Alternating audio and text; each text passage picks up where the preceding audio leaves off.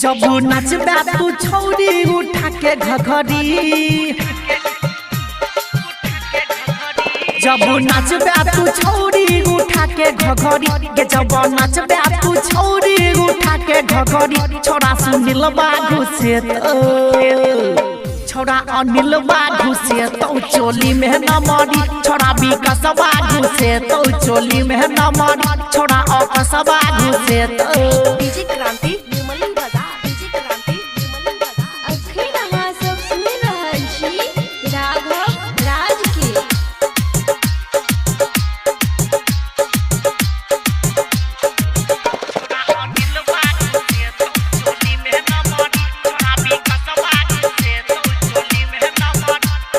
छौरी करे माथु हमारा पसेट गे नहीं तो मामला हम कह देबो सेट गे छौरी करे माथु हमारा पसेट गे नहीं तो मामला हम कह देबो सेट गे हे गे मान ले न बात चर्चा है तो सगरी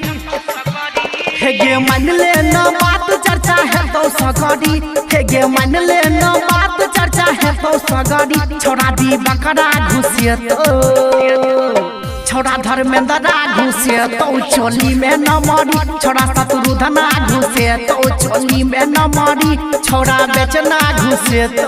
डीजे क्रांति निर्मली बाजार डीजे क्रांति निर्मली बाजार डीजे क्रांति सुन रहल छी कंचन रिकॉर्डिंग स्टूडियो से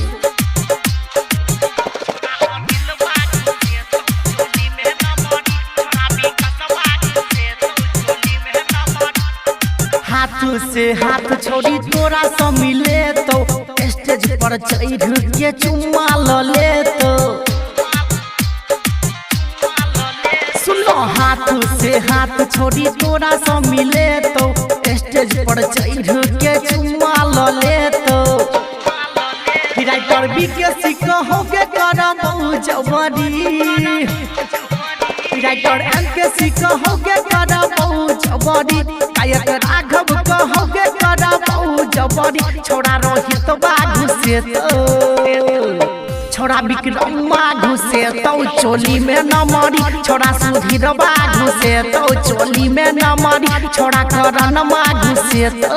अरे बउआ रे हमर बाड़ी नहीं एटे रे बाबा सबसे लास्ट में तू है छ बुझल।